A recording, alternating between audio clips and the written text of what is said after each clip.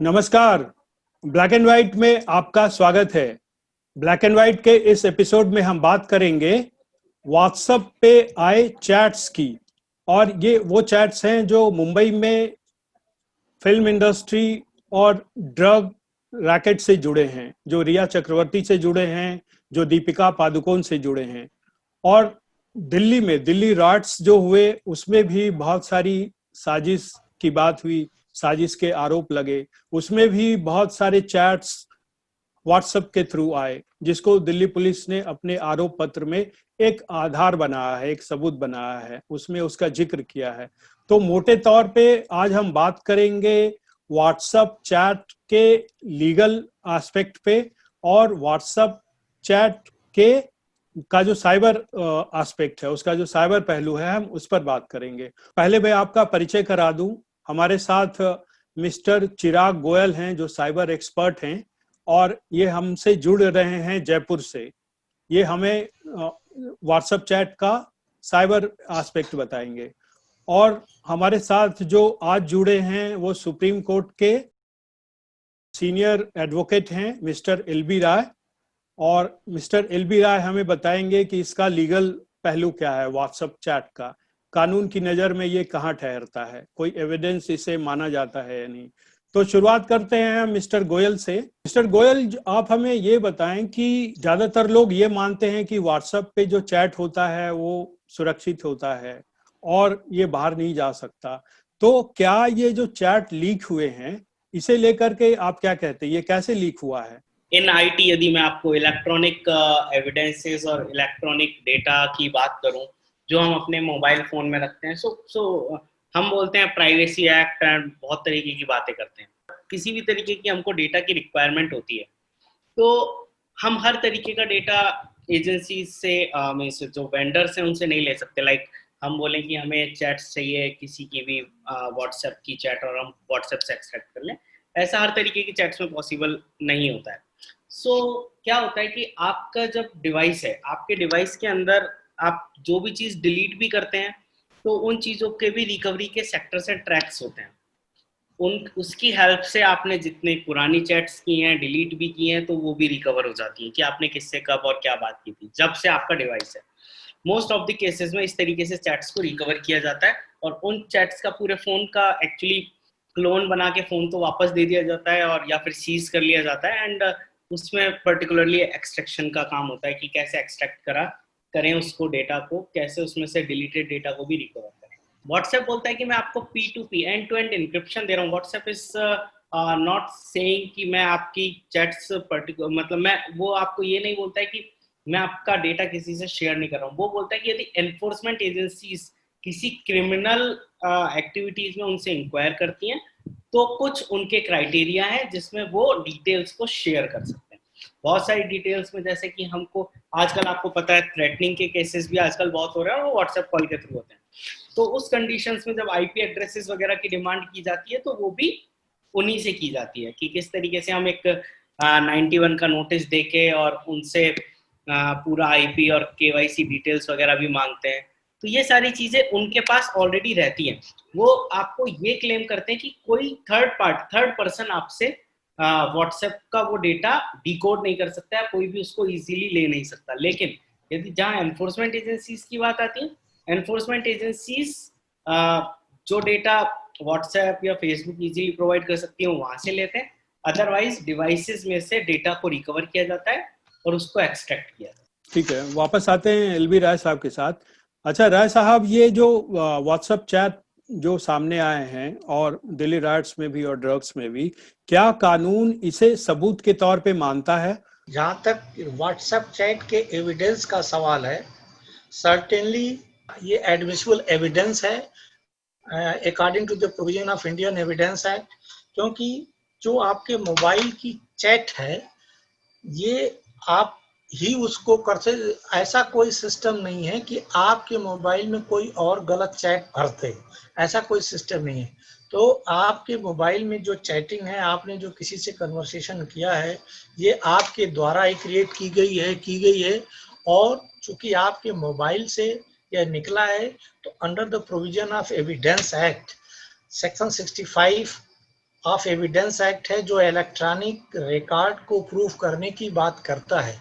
तो ये WhatsApp will be an electronic record और WhatsApp chat is very much admissible in evidence, और evidence में यह काम आ सकता है और प्रूफ किया जा सकता है, और on the basis of the recording in WhatsApp आपके खिलाफ ऑफेंस को प्रूफ किया जा सकता है।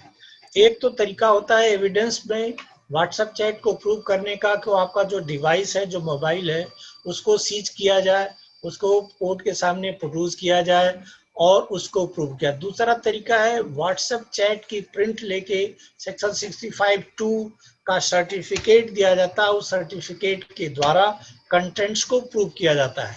तो ये जो चैटिंग है व्हाट्सएप की, यह एडमिसिबल है under the evidence act according to section 65 of Indian evidence act. तो इसमें अगर दीपिका पादुकोण का केस इससे जोड़े तो उसने तो सिर्फ व्हाट्सएप चैट पे जो मैसेज आया है वो ये है कि भाई किसी माल के बारे में बात की गई है, तो क्या इससे कोई उन पे मामला बनता है क्या? जब साक्ष्य की बात आएगी, एविडेंस की बात आएगी, तो उस चैटिंग से इन्वेस्टिगेटिंग एजेंसी कोरोबरेट करेगी उनको कि आप इस फला पर्सन से बात कर रहे थे, तो उसमें देखा जाएगा कि उस फला पर्सन का क्या स्टेटस है, वो क्या करता है, किस बिजनेस में डील करता है। क्योंकि सर्टेनली जो जिस बिजनेस में डील करता है उससे आप बात करोगे तो ये प्रोज्यूम किया जाता है कि आप उससे उसी रिस्पेक्ट में बात करोगे। क्योंकि अगर कोई ड्रग में डील करता है तो उससे आप ज्वेलरी और गोल्ड के बारे में नहीं बात करोगे। तो एक तो होता है सर्कमस्टांशियल, क्रिमिनल लॉ में एक सर्कमस्टांशियल एविडेंस होता है। तो एक तो डायरेक्ट एविडेंस होता है, डायरेक्ट एविडेंस हो गया व्हाट्सएप चैट, फिर सर्कमस्टांशियल एविडेंस आएगा कि आप किन परिस्थितियों में बात कर रहे थे, क्या बात कर रहे थे, उन बातों का क्या मतलब निकलता है जाए, तो वो सारी चीजें। और उन दोनों लोगों से ये क्वेश्चनिंग करेगी इन्वेस्टिगेटिंग एजेंसी, अगर आप माल मंगा रहे थे तो कौन सा माल मंगा रहे बताइए। और ये भी देखा जाएगा, उस आदमी का पिछला बैकग्राउंड देखा जाएगा, तो माल सप्लाई करता है तो कौन सा माल सप्लाई करता है जाए। तो इन सारी चीजों के बेसिस पे, इन सारी चीजों के आधार पे इन्वेस्टिगेटिंग एजेंसी केस को बनाती है और प्रूव करती है। अब ये भी देखा जाएगा, आपने माल मांगा तो 4 दिन के बाद आपकी और कन्वर्सेशन होगी कि माल के नाम पे आपने क्या माल सप्लाई किया, वो पूछा जाएगा। उसके रिस्पेक्ट में कुछ अगर आपने माल सप्लाई किया तो उसके अगेंस्ट पेमेंट भी होती है, तो आपने पेमेंट किया, कितनी पेमेंट किया, क्या क्वांटिटी थी पेमेंट की। ये सारी चीजें जो सर्कमस्टांशियल डॉक्यूमेंट्री एविडेंस है, इन सारी चीजों को लेके एविडेंस केस को प्रूव करती है। अब हम आते हैं इसी दिल्ली राइट्स पे। दिल्ली राइट्स में भी व्हाट्सएप चैट की बात सामने आई है, ठीक है ना। करीब हजारों पेज का वो साक्ष्य प्रस्तुत किया गया है जिसमें व्हाट्सएप चैट भी शामिल है। तो इस पर आपका क्या कहना है?